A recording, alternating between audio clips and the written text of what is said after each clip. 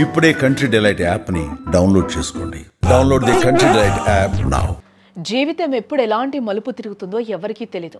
2016 సంవత్సరం మధ్యప్రదేశ్కి చెందిన సంధ్యా మరావి జీవితంలో అనూహ్యమైన కుదుపు.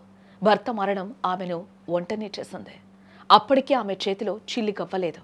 కానీ ఆమె వైపు చూస్తున్న ముగ్గురు అమాయకపు పిల్లలున్నారు. దుఃఖంలో మునిగిపోతే పిల్లల ఆకలి తీరదని ఆ తల్లికి తెలుసు. అందుకే కన్నీళ్లను తుడుచుకొని కుటుంబ భారాన్ని తన భుజాలపై వేసుకోవడానికి సిద్ధపడింది.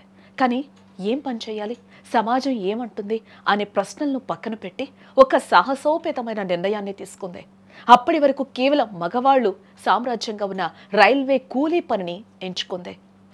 జబల్పూర్ రైల్వే స్టేషన్లో బ్యాడ్జ్ నెంబర్ 36, జబల్పూర్ రైల్వే స్టేషన్లో ఎరుపు రంగు చొక్కా వేసుకుని చేతికి బ్యాడ్జ్ నెంబర్ 36 కట్టుకొని ఆమె నిలబడినప్పుడు చాలామంది ఆశ్చర్యపోయారు. ఒక ఆడది అంత బరువు మోయగలదా అని అనుమానంగా చూసిన కళ్ల ముందే ప్రయాణికుల లగేజీని భుజాన వేసుకుని వడివడిగా ప్లాట్ఫామ్ మీద నడిచి చూపించింది సంధ్యా మరావి. అలా ఆమె భారతదేశపు మొట్టమొదటి మహిళా కూలీగా చరిత్ర సృష్టించింది. ఆమె దినచర్య అంత సులభం కాదు. ప్రతిరోజు 45 కిలోమీటర్లు ప్రయాణించి కత్నీ నుండి జబల్పూర్ రైల్వే స్టేషన్కు చేరుకుంటుంది.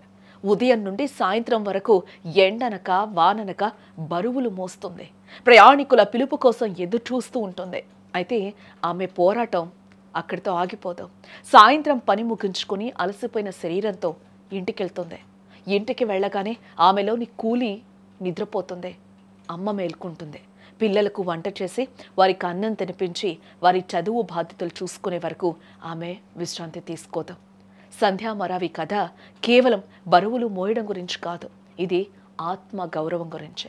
భర్త లేడని ఎవరి ముందు చేయి చాచకుండా కష్టాన్ని నమ్ముకుని బతుకుతున్న తీరు గురించి. ఆమె భుజం మీద మోస్తున్నది కేవలం ప్రయాణికుల లగేజీని మాత్రమే కాదు, తన ముగ్గురు పిల్లల భవిష్యత్తుని, తన కుటుంబ గౌరవాన్ని. కష్టాలకు కుంగిపోకుండా నేను గెలవగలను అని నిరూపించిన సంధ్యా మరావి నేటి మహిళా లోకానికి స్వాలంబనకు నిజమైన నిలువెత్తు నిదర్శనం. ఈ కథ నుండి మనం నేర్చుకోవాల్సింది, పరిస్థితులు ఎంత కఠినంగా ఉన్నా సంకల్పం బలంగా ఉంటే ఏది అసాధ్యం కాదు.